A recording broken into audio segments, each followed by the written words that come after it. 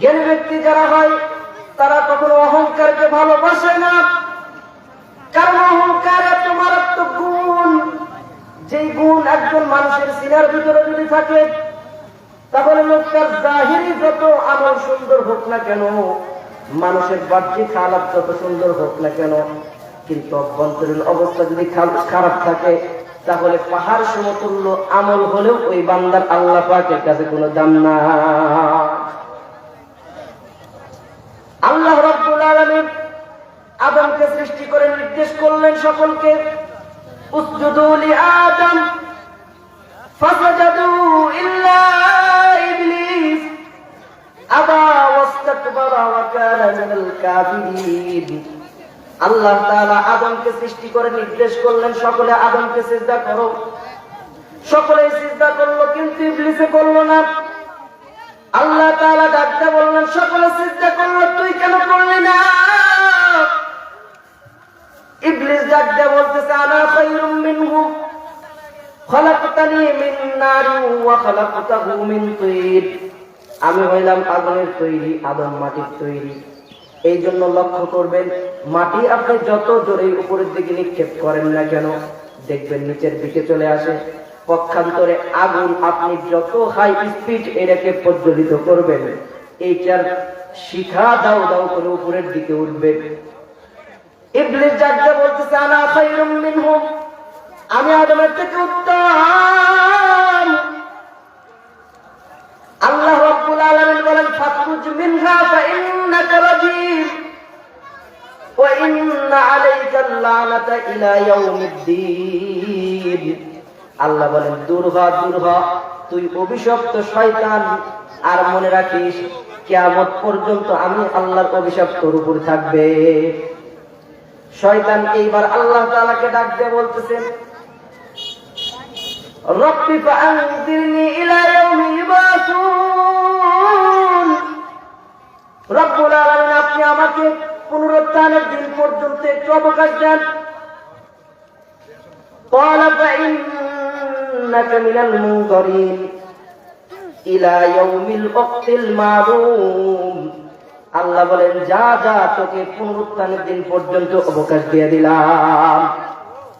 শয়তান এবার ডাকতে বলতেছে রব্বি বিমা আগওয়াইতানি লাউযাইনান্না লাহুম ফিল আরদি ওয়া লাউযিয়ান্নাহুম আজমাইন। ক্বালা ইন্না ইবাদি লাইসা আলাইহিম সুলতান ইল্লা মান ইত্তাবা'আকা মিনাল গাবিন ওয়া ইন্না জাহান্নামা লামাওঈদুহুম আজমাইন। শয়তান আল্লাহকে ডাকতে বলতেছে রব্বুল আলামিন, আজকে যেভাবে আপনি আমাকে পথভ্রষ্ট ঘোষণা করে দিয়েছেন, আমি আপনাকে চ্যালেঞ্জ করলাম পৃথিবীর গুনার কাজগুলোকে আপনার বান্দাদের জন্য আমি শোভনীয় করে তুলব, শোভনীয় করে তুলে প্রত্যেক বান্দাকে জাহান্নামী করব, পথভ্রষ্ট করেই ছাড়বো। আল্লাহ পাক ডাক দিয়ে বললেন গোমরা বান্দাদের মধ্যে থেকে যারা তোমার অনুসরণ করে তারা সবাই ছাড়া আমার বাকিগুলো যারা আছে সবাই আমার বান্দা। আমার বান্দার উপর তোমাদের কোন আধিপত্য চলবে না। আর যারা তোমার অনুসরণ করবে তাদের জন্য ঠিকানা হলো জাহান্নাম। শয়তান শত শত বছর পর্যন্ত আল্লাহ পাকের ইবাদত করে অহংকারের দরুন হয়েছে মালউন, বিতাড়িত, অভিশপ্ত। অন্তরের ভিতরে যদি সামান্যতম অহংকার কারো থাকে তাহলে লোকটা পাহাড় সমতুল্য আমল যদি থাকে তাও কোনো দাম আল্লাহ পাকের কাছে নাই। বিশ্বনবী সাল্লাল্লাহু আলাইহি ওয়াসাল্লাম বলেন মান কানা ফি কলবিহি মিসকালু যাররাতিন মিন কিবির, যেই ব্যক্তির সিনার ভিতরে সরিষা দানা পরিমাণ অহংকার থাকবে, নবী বলেন ওই ব্যক্তি জান্নাতে যাবে না। উপস্থিত একজন ব্যক্তি দাঁড়িয়ে বলতেছে ওগো পয়গম্বর, মানুষের মধ্যে অনেক মানুষ এমন আছে যেই মানুষগুলো সুন্দর জামা সুন্দর জুতা পরিধান করতে পছন্দ করে, ইয়া রাসূলুল্লাহ এইগুলো কি অহংকার? আল্লাহর নবী বলেন আল্লাহ রাব্বুল আলামিন সুন্দর, তিনি সৌন্দর্যকে পছন্দ করেন। অহংকার হলো সত্যকে অস্বীকার করা, আর মানুষকে সবচেয়ে নিকৃষ্ট মনে করা। এই জন্য সমাজের মধ্যে অনেক মানুষ এমন আছে যারা একটু হাই কোয়ালিটির মানুষ, এই মানুষগুলোর কাছে যখন সত্যের দাওয়াত নিয়ে যাবেন, দেখবেন ওই মানুষগুলো অহংকারের দরুন সত্যের দাওয়াতকে গ্রহণ করবে না, সত্য কথাকে মানতেই রাজি হবে না। ওই লোকগুলো চিন্তা করে, সত্য যদি আমার চাইতে নিকৃষ্ট, আমার চাইতে দুর্বল কোয়ালিটির মানুষের থেকে আমি গ্রহণ করি, তাহলে আগামীকাল থেকে আমার বাদ পারি সেটারি সহ আমাকে তো মানুষ আর কোনো সম্মান দেবে না। দ্বিতীয় নাম্বারে নবী বলেন গমতুন নাস, মানুষকে নিকৃষ্ট মনে করা। মানুষকে নিকৃষ্ট মনে করা আর সত্যকে অস্বীকার করা সবচাইতে বড় অহংকার। পৃথিবীর জমিনে যারা যেভাবে অহংকার করেছে, আল্লাহ পাক রব্বুল আলামিন তাদেরকে ধ্বংস করে দিয়েছে। আল্লাহ রব্বুল আলামিন হযরত মূসা আলাইহিস সালামকে সত্যের দাওয়াত দিয়ে পাঠালেন ফিরআউনের কাছে। হযরত মূসা আলাইহিস সালাম ফিরআউনের কাছে গেলেন, ফিরআউনকে গিয়ে রাখতে বললেন, ফিরআউন তুমি পড়ো লা ইলাহা ইল্লাল্লাহ, আল্লাহ ছাড়া কোনো মাবুদ নাই। ফিরআউন বলে আমি তো জানি না আমি ছাড়া কোনো প্রভু আছে। ফিরআউন ডাকতে বলতেছে, মূসা যে দাওয়াত তুমি আমাকে দিলে, এমন দাওয়াত যদি তুমি আমার জাতিকে দাও, লা জাআলান্নাকা মিনাল মাসজুনিন, তাহলে তোমাকে জেলখানার মধ্যে আবদ্ধ করে দেব।